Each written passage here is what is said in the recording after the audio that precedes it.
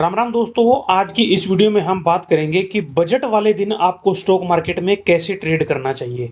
क्योंकि कल 23 जुलाई है तो कल बजट पेश होने वाला है। तो इसलिए बहुत सारे भाइयों के डाउट होते हैं कि बजट वाले दिन हम स्टॉक मार्केट में कैसे ट्रेड करें। तो आज की इस वीडियो में हम इसी बारे में बात करेंगे कि आपको स्टॉक मार्केट में क्या करना चाहिए बजट वाले दिन। देखो, मैंने एक वीडियो बनाया था काफ़ी टाइम पहले कि स्टॉक मार्केट क्या है। अगर आपने वो वीडियो नहीं देखा है तो चैनल पे अवेलेबल है, आप जाके देख सकते हो। अगर आपने वो वीडियो देखा है तो डेफिनेटली आपको ये पता ही होगा। स्टॉक मार्केट क्या चीज़ है? किसी बिजनेस में हिस्सेदारी खरीद लेना। ठीक है? जैसे फॉर एग्जांपल आपने रिलायंस का कोई शेयर ले लिया, तो मतलब आपने रिलायंस में हिस्सेदारी खरीद ली।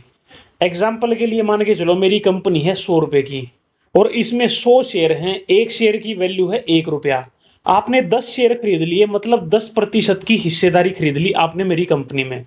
प्रॉफिट हो लॉस हो, आप 10% के हिस्सेदार हो। ठीक है? सेम यही चीज है स्टॉक मार्केट में। किसी भी कंपनी का आप शेयर खरीदते हो मतलब उसमें हिस्सेदारी खरीदते हो।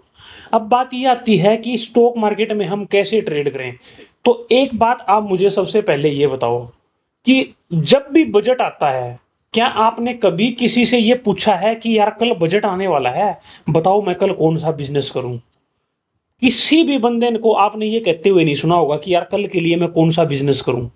जब आप एक दिन के लिए कोई बिजनेस नहीं करना चाहते, तो एक दिन के लिए आप किसी बिजनेस में हिस्सेदारी क्यों खरीदना चाहते हो? क्या बिजनेस में हिस्सेदारी सिर्फ एक दिन के लिए खरीदी जाती है? अब आप कहोगे कि यार फ्यूचर एंड ऑप्शन में तो यही होता है, एक ही दिन का होता है। देखो, फ्यूचर एंड ऑप्शन ना मैं करता हूं, ना मैं किसी को करने की सलाह देता हूं। क्योंकि ये जो एक दिन वाला मामला है ना, एक दिन में कौन सा बिजनेस चलेगा कौन सा बिजनेस नहीं चलेगा आप कैसे डिसाइड कर सकते हो? सिर्फ आप गैम्बलिंग कर रहे हो कि कल बजट में कुछ हो जाएगा और ये सेक्टर चल जाएगा या ये स्टॉक चल जाएगा। सबसे बड़े जो सवाल आते हैं ना कि कल के बजट के बाद कौन सा सेक्टर चलेगा। देखो, एक या दो दिन के लिए हो सकता है कोई सेक्टर चल जाए। बजट में मान लो किसी को ज्यादा बजट एलोकेट कर दिया जाए या ज्यादा उसकी कहानी हो जाए, तो वो एक दो दिन के लिए चलेगा। लेकिन लंबे टाइम कोई भी सेक्टर तब चलेगा जब उस सेक्टर की कंपनियों का प्रॉफिट बढ़ेगा। उस सेक्टर की कंपनियों का प्रॉफिट नहीं बढ़ेगा तो वो सेक्टर फिर लंबे टाइम के लिए नहीं चलेगा। एक दो दिन के लिए बढ़े ही चल जाए। एक दो दिन क्यों चलेगा? एक दो दिन में क्या कोई प्रॉफिट थोड़ी आ जाएगा, वो सेंटीमेंट की वजह से चलेगा। ठीक है? तो हमें सेंटीमेंट पे काम नहीं करना, हमें एक दो दिन के लिए बिजनेस में हिस्सेदारी थोड़ी खरीदनी है। ठीक है? तो इसलिए फ्यूचर एंड ऑप्शन से तो आपने बिल्कुल दूर रहना है। एक या दो दिन के लिए आपने गैम्बलिंग नहीं करनी है। देखो, 99% लोग पैसा खोते हैं फ्यूचर एंड ऑप्शन में। क्यों खोते हैं? क्या उनको किसी को ज्ञान नहीं है? उनको हो सकता है कईयों को ज्ञान भी हो, चार्ट रीडिंग का, इन सब चीजों का, डाटा का, ओआई का, लेकिन फिर भी वो पैसा खोते हैं। क्यों? क्योंकि फ्यूचर एंड ऑप्शन में, वो तो स्टॉक मार्केट में ही वैसे, लेकिन फ्यूचर एंड ऑप्शन में थोड़ी ज्यादा साइकोलॉजी बड़ी इंपॉर्टेंट है। आपको ज्ञान है लेकिन आपकी साइकोलॉजी सही नहीं है, तो आप कभी भी प्रॉफिटेबल नहीं हो सकते। ये चीज वैसे स्टॉक मार्केट में भी लागू है, लेकिन फ्यूचर एंड ऑप्शन में तो बहुत ही ज्यादा लागू है। तो इसलिए पहली चीज ये है कि आपको फ्यूचर एंड ऑप्शन से बिल्कुल दूर रहना है। आपको कोई भी कॉल पुट नहीं खरीदना, नहीं बेचना ये सोचकर कि आज ये सेक्टर चल जाएगा, आज बजट अच्छा आएगा, आज बजट अच्छा नहीं आएगा। बजट जैसा मर्जी आए, आपको कोई लेना देना नहीं है। देखो, बजट क्या होता है, मैं आपको सिंपल भाषा में समझाता हूं। जैसे आपकी सैलरी आती है, तो आप एलोकेट कर देते हो पूरे महीने के लिए कि मैं इस चीज में इतना खर्चा करूंगा, इस चीज में इतना खर्चा करूंगा, इस चीज में इतना खर्चा करूंगा। सेम वही चीज है बजट। कोई भी सरकार बनती है तो वो फिर बजट एलोकेट करती है टोटल कि हम एजुकेशन में इतना खर्चा करेंगे, इंफ्रा में इतना करेंगे, हाउसिंग में इतना करेंगे, इन सब चीजों में ना वो बजट एलोकेट कर देते हैं। अब जिस सेक्टर को थोड़ा सा ज्यादा बजट एलोकेट हो जाए या मान लो स्पीच में ज्यादा कहानी हो जाए जिस सेक्टर की, रेलवे की, इंफ्रा की, तो उसमें फिर लोग पुलिस हो जाते हैं, यार ये सेक्टर बड़ा अच्छा चलेगा, इसमें बजट में ये हुआ है वो हुआ है। देखो, कहानी करने से कोई भी कंपनी नहीं चलती, कोई भी सेक्टर नहीं चलता। जैसे कि मैंने बताया, प्रॉफिट आना बहुत जरूरी है। एक दो दिन हो सकता है वो चल जाए, एक दो दिन के लिए हमें किसी बिजनेस में हिस्सेदारी नहीं खरीदनी है। ठीक है?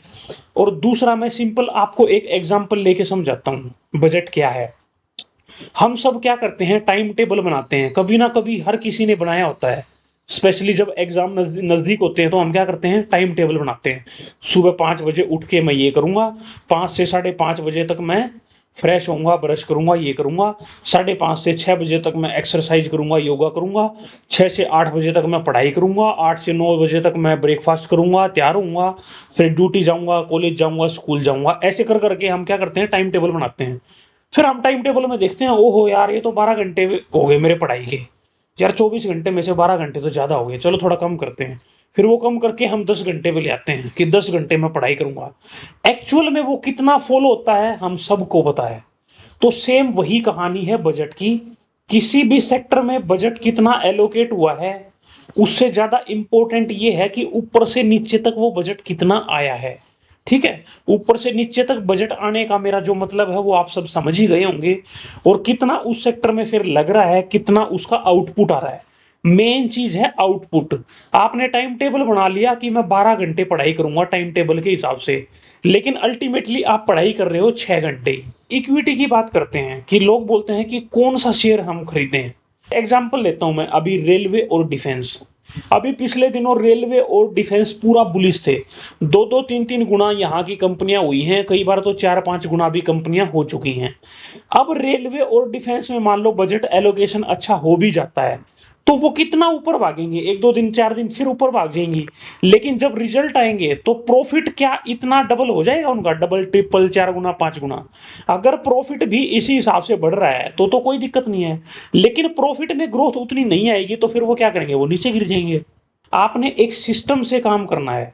मान लो कोई शेयर अभी 100 रुपए पे ट्रेड कर रहा है और आपने अपनी स्टडी में पाया कि ये 90 रुपए पे आया तो मैं खरीद लूंगा। अगर वो कल 90 रुपए पे आता है तो आप खरीदो, कोई दिक्कत नहीं है उसमें। अगर कोई आपने 100 रुपए पे खरीदा हुआ है और आपने वो 120 में बेचना है, आपका टारगेट है 120 अपने सिस्टम के हिसाब से। कल को उस सेक्टर में तेजी आती है, उस कंपनी में तेजी आती है और आपका टारगेट कल अचीव हो जाता है 120 रुपए, तो आपने वहां से एग्जिट कर लेना है, क्योंकि आपका सिस्टम वही कहता है। फिर आपको ये नहीं सोचना है कि यार आज तो बजट में बहुत ज्यादा बात हुई है इसकी, आज बजट में ये हो गया वो हो गया, अब तो मैं इसको 150 तक होल्ड कर लेता हूं। जो आपका सिस्टम कहता है, जो आपका एक आपने जो रूल रेगुलेशन बनाए हुए हैं, आपने उसी के बेसिस पे काम करना है। जहां पे एंट्री लेनी है, जहां पे एग्जिट लेना है, आपने वो अपने रूल्स फॉलो करने हैं। कल के दिन आपकी एंट्री बनती है तो आप एंट्री लो, कल के दिन आपका एग्जिट बनता है तो एग्जिट लो। सिर्फ बजट को देखकर आपने अलग से इन्फ्लुएंस नहीं होना है। तो कहने का मतलब क्या है कि फ्यूचर एंड ऑप्शन से आपने बिल्कुल दूर रहना है। इंट्राडे के लिए आपको कोई स्टॉक नहीं लेना है। हाँ, लंबे टाइम के लिए आप कोई अच्छा स्टॉक आपको मिल रहा है, ठीक है, और आपके जो रूल रेगुलेशन है, आपका जो सिस्टम है, उसके हिसाब से उसमें बाइंग बनती है तो बिल्कुल बाई करो, एग्जिट बनती है तो एग्जिट करो। तो यही मेरा समझाने का मोटिव था कि आपने गैम्बलिंग नहीं करनी है, आपने अपने रूल्स के हिसाब से चलना है, रूल्स के हिसाब से काम करना है। और किसी भी बिजनेस में, स्टॉक मार्केट क्या है, बिजनेस है, किसी भी बिजनेस में रूल रेगुलेशन और सिस्टम के हिसाब से ही काम होता है। आप सट्टाबाजी करने चलोगे, आप गैम्बलिंग करने चलोगे तो फिर वहां पे कामयाबी नहीं मिलेगी। तो आपने अपने सिस्टम के हिसाब से काम करना है, यही मेरा कहना है। तो आज की वीडियो में इतना ही दोस्तों, बाकी आप अपना कमेंट कर सकते हो। मिलते हैं नेक्स्ट वीडियो में। Thank you.